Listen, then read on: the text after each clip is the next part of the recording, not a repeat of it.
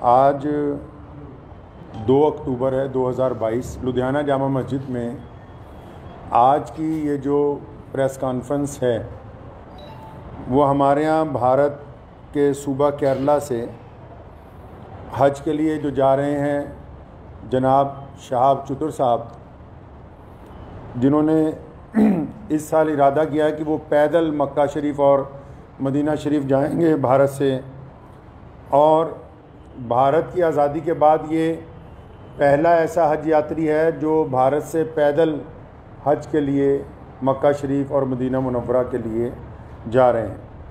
पिछले 123 दिनों से ये सफ़र पर हैं और अब तक 3000 किलोमीटर पैदल सफ़र जो है वो कर चुके हैं। कुल इन्होंने 8500 किलोमीटर सफ़र जो है पैदल वो करना है। आज की जो ये प्रेस कॉन्फ्रेंस है ये पहले तो अपील है भारत के सभी लोगों के लिए भी और हमारे पड़ोसी देश पाकिस्तान की आवाम के लिए भी कि शहाब चतुर साहब ने ये जो पैदल हज यात्रा शुरू की तो पिछले 10-15 दिन से क्योंकि जो यूट्यूबर्स उनके साथ चल रहे हैं उनको पूरी मालूमात नहीं है। वो अलग अलग वजह लोगों को, पूरी दुनिया में जो करोड़ों मुसलमान हैं वो रोज़ाना शहाब चतुर की यात्रा की अपडेट ले रहे हैं, लेकिन मैं ये देख रहा हूँ पिछले 15-20 दिन से पूरी अपडेट जा नहीं रही है। उसकी वजह यह है कि जो यूट्यूब में लोग काम कर रहे हैं चैनल्स में, उन बेचारों के पास मालूमात पूरी नहीं है। तो मैं बड़ी ज़िम्मेदारी के साथ लुधियाना की जामा मस्जिद से आप लोगों को ये बताना चाहता हूँ कि शहाब चतुर साहब बड़ी ही इखलास से, मेहनत से, मोहब्बतों के साथ मक्का मुकरमा पैदल यात्रा करना चाह रहे हैं और वो 3000 किलोमीटर 123 दिन में चल के वाघा के करीब खासा जो है वो पहुंच चुके हैं। लेकिन पाकिस्तान की जो सरकार है, शहबाज शरीफ की जो सरकार है, और पाकिस्तान के जो भारत में राजदूत हैं आफ्ताब हसन खान, उन्होंने इस हज यात्री को धोखा दे दिया। मैं समझता हूँ ये धोखा इसलिए दिया गया ताकि ये पहली दफ़ा भारत से कोई बंदा पैदल हज के लिए जा रहा है तो पड़ोसी मुल्क की सरकार के पेट में शायद ये भी दर्द हो गया कि एक भारतीय मुसलमान पैदल हज यात्रा पे जा रहा है और पूरी दुनिया के देश जो हैं उसको देख रहे हैं। शहाब भाई ने बजाते खुद किसी को कुछ नहीं बताया अभी तक। मैं अब तक, क्योंकि वो पंजाब, हम लोग पंजाब के रहने वाले हैं, भारतीय पंजाब के, और मैं उनसे अब तक 3-4 दफ़ा मिल चुका हूँ। मैंने पूरी बात जो उनसे मालूम की है, सारे डॉक्यूमेंट्स मैंने उनसे लिए हैं। तो ये बात बड़ी हैरत की खुल के सामने आई कि आप ये देखिए कि भारत सरकार ने और हमारी जितनी राज्य सरकारें हैं, जो हमारे सूबाई गवर्नमेंट्स हैं, जहाँ जहाँ से शहाब चतुर पैदल गुजरे हैं, हमारी सरकारों ने उनको प्रोटोकॉल भी दिया और सारे धर्मों के लोगों ने उनका जगह जगह स्वागत किया है। और पाकिस्तान जो ढिंडोरा पीटता है कि मैं इस्लाम का आलमबरदार हूँ, हम तो जी पूरी दुनिया में इस्लाम के मानने वालों के साथ चलने वाले हैं, उन्होंने शहाब चतुर को आज से 8 महीने पहले कहा कि आप यात्रा शुरू करें, आप जब वाघा के पास पहुंचेंगे तब वीज़ा देंगे। उन्होंने कहा अभी वीज़ा दे दो, तो इन्होंने कहा कि वीज़े की अवधि 3 महीने होती है। अगर आपको अभी वीज़ा दे देंगे तो 3 महीने तो आपने भारत में ही पैदल चलना है, तो जब आप वाघा के पास पहुंच जाओगे तो आपको वीज़ा दे देंगे। जो यूट्यूबर्स ये समझ रहे हैं और लोगों को ये गलत जानकारी दे रहे हैं कि सिक्योरिटी का मसला है, सिक्योरिटी के प्रबंध हो रहे हैं, कोई सिक्योरिटी का मसला नहीं है, कोई ऐसे प्रबंधों का मसला नहीं है, कोई उसके साथ कोई और आदमी वीज़ा लेने के लिए जाना नहीं चाहता। सीधा सीधा मसला ये है कि वो पाकिस्तान का जो एम्बेसडर है भारत के अंदर, उनकी नीयत में खोट आ गया। जब ये आदमी 3000 किलोमीटर का सफ़र तय करने के बाद यहाँ तक पहुँच गया है तो उनको ये दिल के अंदर बात आ गई कि नहीं, इसको पाकिस्तान का वीज़ा जो है वो नहीं देना चाहिए। पाकिस्तान सरकार ने शहाब चतुर को अभी तक पाकिस्तान का वीज़ा ही नहीं दिया है जी। ये बड़ी हैरत की बात और शर्म की बात है वहाँ की सरकार के लिए, जो एक भारतीय पैदल हज यात्री को रोकना चाहती है। क्योंकि अलग अलग लोगों का अलग अलग तरीका। अब हमें ये पता है कि भारत का एक पैदल यात्री जब जाएगा वो पूरी दुनिया के अलग अलग मुल्कों से गुजरेगा, तो जाहिर सी बात है कि लोगों को पता होगा कि भारत सरकार की तरफ से भारत के लोगों की मोहब्बतों को लेकर मक्का और मदीना पहुंच रहा है। तो जहां पड़ोसी मुल्क की आवाम, रोज़ाना हम लोग सोशल मीडिया पे देखते हैं, पड़ोसी मुल्क की आवाम उनका इस्तकबाल करना चाहती है, उनका इंतज़ार करना चाहती है, वहीं पड़ोसी मुल्क के बददियानत हुक्मरान जिन्होंने कभी भारत के मुसलमानों के लिए कुछ नहीं किया, मैं कहना चाहता हूँ उनको बार बार, हमने तुमसे कभी कुछ नहीं मांगा 75 सालों में, कोई तुम्हें कोई डिमांड नहीं कही, ना हम मुश्किल में हो आसानी में हो, हर सूरत के अंदर हम अपने वतन में खुश हैं, इत्मीनान से। हमने तमाम चीज़ों का मुकाबला बजाते खुद किया।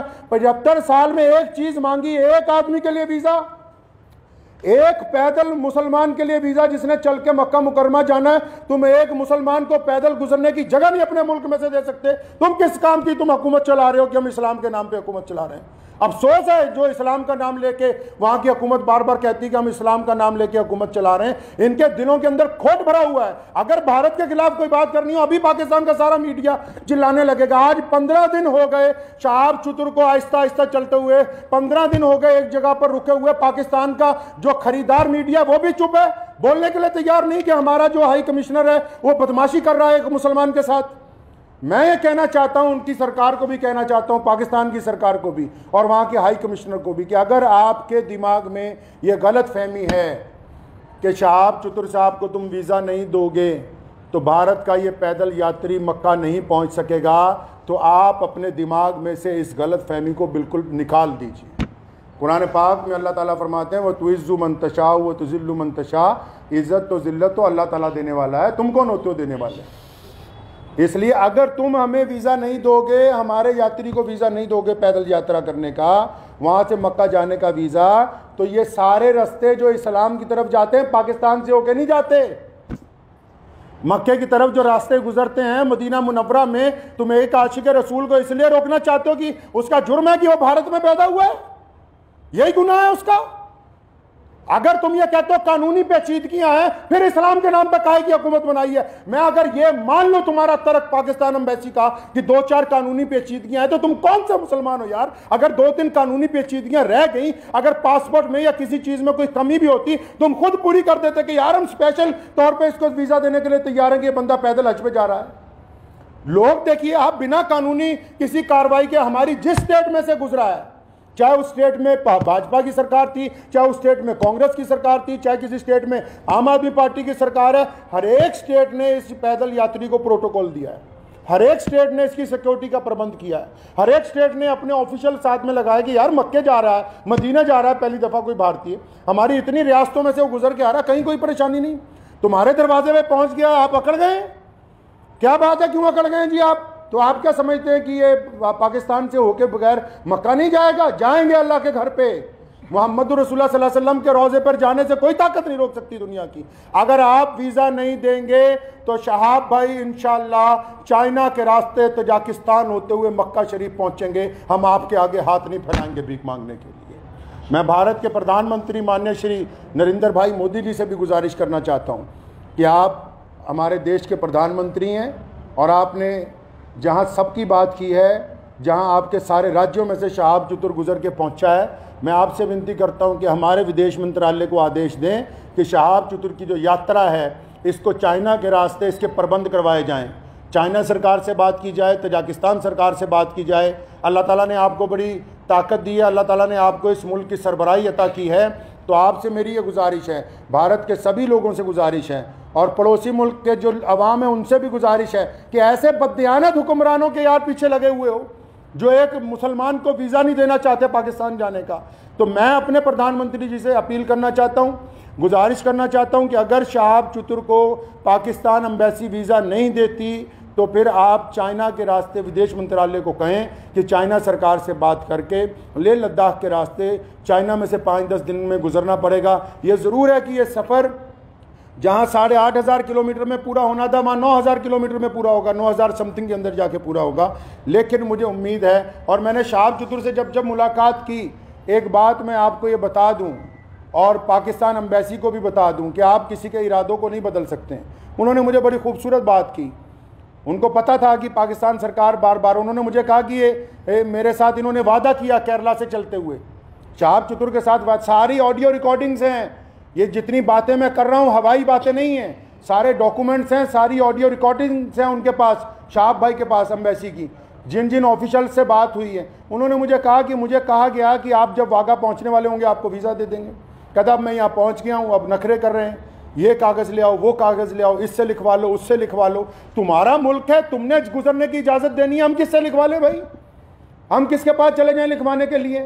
साफ क्यों नहीं कहते कि तुम्हारी नीयत के अंदर बददियानती आ गई है, आपकी नीयत में बददियानती आ गई है? मैं वहाँ के अवाम से भी कहना चाहता हूँ कि ऐसी हुकूमत जो एक आदमी को वीज़ा नहीं देना चाहती, बस ये गुनाह है कि वो भारत के अंदर पैदा हुआ है।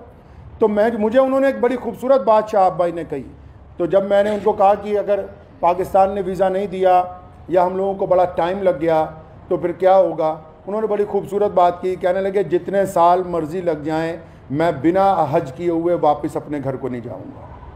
ये बात मैं पाकिस्तान एम्बेसी को कहना चाहता हूँ कि तुम जितनी मर्जी देर करवा दो, और सारे यूट्यूबर भाइयों को भी कहना चाहता हूँ कि बताओ पूरी दुनिया के लोगों को, पूरी दुनिया के मुसलमानों को कि कोई सिक्योरिटी का मसला नहीं है, पासपोर्ट नहीं ले रही पाकिस्तान एम्बेसी। अभी तक दिल्ली में धक्के खा रहा है, शहाब भाई के जो भाई हैं रोज़ाना एम्बेसी के धक्के खा रहे हैं, पाकिस्तान एम्बेसी के, उस एम्बेसी के जो ये शोर मचाती कि हम मुसलमानों के बड़े अलमबरदार हैं जी, हमारे पेट में बड़ा दर्द होता है मुसलमानों के लिए।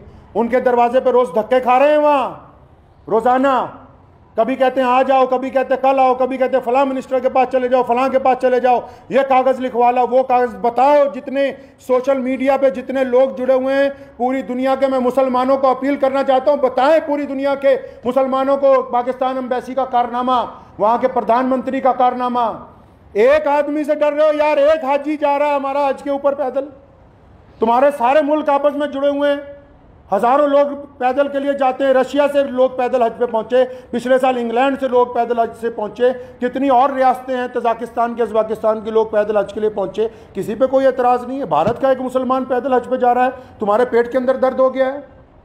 मैं पिछले 15-20 दिन से ये तमाशा देख रहा हूँ इनका, पाकिस्तान सरकार का और वहाँ की एम्बेसी का तमाशा पिछले 20-25 दिन से हम देख रहे हैं।